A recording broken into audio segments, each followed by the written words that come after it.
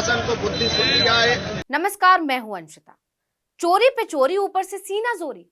बजरंग दल वालों पर यह कहावत बिल्कुल ठीक बैठ रही है। ये वीडियो जो आपने अभी देखा, इसमें हवन करने वाले बजरंग दल के नेता हैं और ये योगी की पुलिस को सद्बुद्धि देने की बात कह रहे हैं।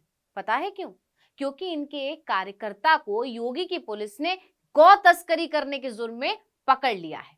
कितनी हैरानी की बात है कि गौ माता के रक्षक बनकर घूमने वाले असल में खुद गौ तस्करी कर रहे हैं और जब पकड़े जाते हैं तो गुंडागर्दी पर उतर आते हैं, जैसे कि इस वीडियो में साफ साफ देखा जा सकता है। प्रशासन को बुद्धि सुनी जाए और हमारे निर्दोष कार्यकर्ताओं को छोड़ा जाए। सर्वधर्मान् परित्यज्य मामेकं शरणं व्रजामि तं दुर्पापेभ्यो मोक्षयिष्यामि मा शुचा। ये मामला यूपी के मुरादाबाद का है और योगी के राज में बजरंग दल वालों की गुंडागर्दी देखिए।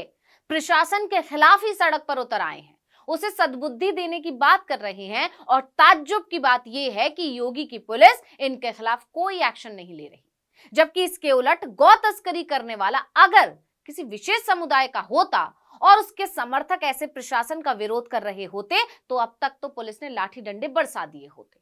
लेकिन इनकी हिम्मत देखिए, पुलिस का ही विरोध कर रहे हैं और पुलिस शांत है। आज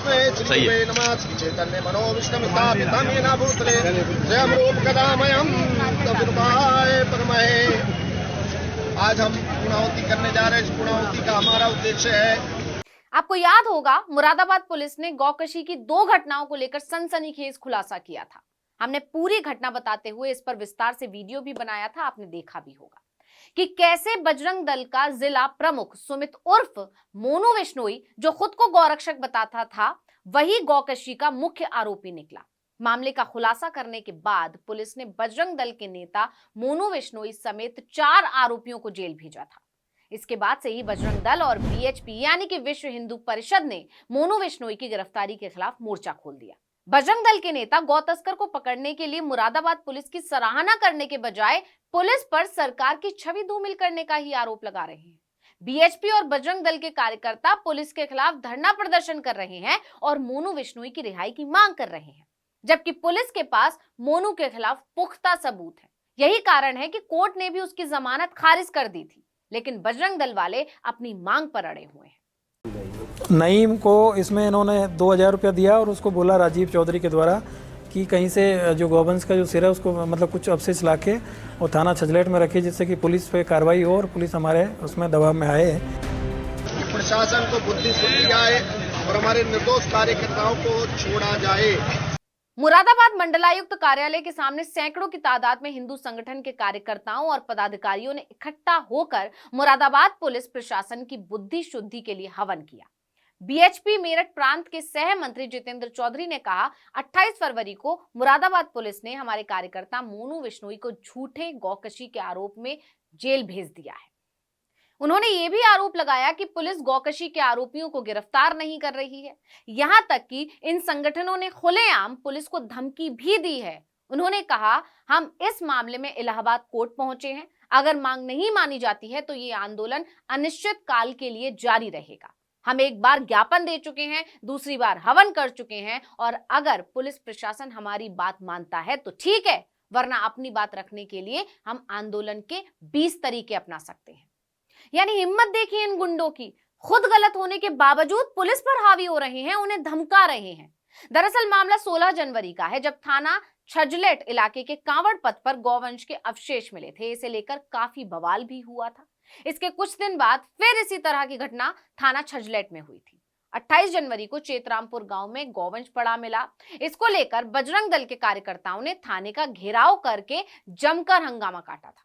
खास बात यह थी कि दोनों ही घटनाओं की सूचना खुद बजरंग दल के ही कार्यकर्ताओं ने पुलिस को दी थी। कार्यकर्ताओं ने मामले का खुलासा ना होने और आरोपियों से मिलीभगत का आरोप लगाते हुए थाने पर जमकर बवाल भी काटा था, जिसकी अगुवाई बजरंग दल के नेता मोनू विश्नोई ने की थी। लेकिन जब मामला खुला तो सभी हैरान रह गए, क्योंकि जो सबसे ज्यादा हल्ला मचा रहा था असल में साजिश करता तो वही था। जी हां, मोनू विश्नोई। उसी के इशारे पर यह सारा खेल रचा गया था।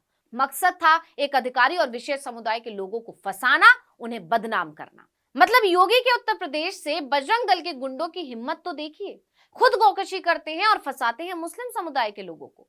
मुस्लिमों के खिलाफ गंदा खेल रचते हैं। गौरक्षक का मुखौटा लगाकर घूमने वाले खुद इनके दुश्मन हैं। असल में खुद गौकशी करते हैं और बाद में विवाद भी करते हैं, माहौल बिगाड़ते हैं, एक खास समुदाय के खिलाफ नफरत फैलाते हैं और जब पकड़े जाते हैं तो हल्ला भी मचाते हैं। पुलिस को ही बुरा भला कहते हैं, लेकिन हैरानी इस बात की है कि आरोपी की रिहाई की मांग करने वालों पर, पुलिस पर आरोप लगाने वालों पर पुलिस डंडे नहीं बरसा रही है, जबकि नौकरी मांगने वाले युवाओं के साथ पुलिस कैसा सुलूक करती है ये आपने देखा है। अब इस मामले के सामने आने के बाद लोग सवाल पूछ रहे हैं कि पुलिस छात्रों और बेरोजगार युवाओं पर तो लाठी बरसा सकती है, लेकिन बजरंग दल के गुंडों पर नहीं। आखिर क्यों? किसने बांध रखे हैं पुलिस के हाथ? आप जानते हैं तो कमेंट करके बताइए।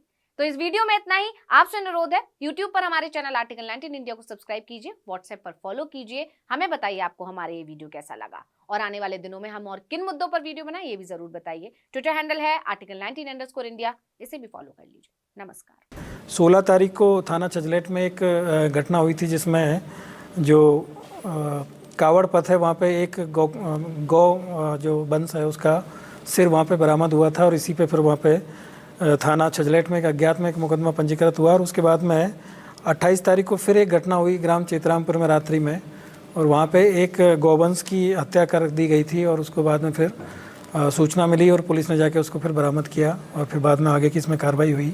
साथ ही पुलिस ने बताया कि इन लोगों ने कैसे घटना को अंजाम दिया। मुख्य रूप से जो मोनू बिश्नोई है, राजीव चौधरी है, रमन चौधरी, ये लोग थाना छजलेट पे और थाना कांट पे अक्सर अपने काम कराने के लिए और इलीगल काम कराने के लिए पुलिस के ऊपर दबाव बनाते रहते हैं। और इसी में इनकी अभी पिछले दिनों जो मोनू बिश्नोई है ये 307 में जो अपराध में यहाँ जो थाने पे कुछ लोग गए थे उनके साथ में इन्होंने मारपीट किया, थाने के बाहर ही इनकी गिरफ्तारी की गई थी, इनको जेल भेजा गया था और फिर उसके बाद से दोबारा इन्होंने फिर आके वही काम करना शुरू किया और फिर जब पुलिस इनकी बात नहीं मानती थी तो इसी को लेकर इन्होंने ये पूरी प्लानिंग की। पहले इन्होंने 14 तारीख की घटना को प्लान किया जिसमें इन्होंने नईम को इसमें इन्होंने 2000 रुपया दिया और उसको बोला राजीव चौधरी के द्वारा कि कहीं से जो गौवंश का जो सिर है उसको मतलब कुछ अवशेष लाके और थाना छजलेट में रखे जिससे कि पुलिस पे कार्रवाई हो और पुलिस हमारे उसमें दबाव में आए।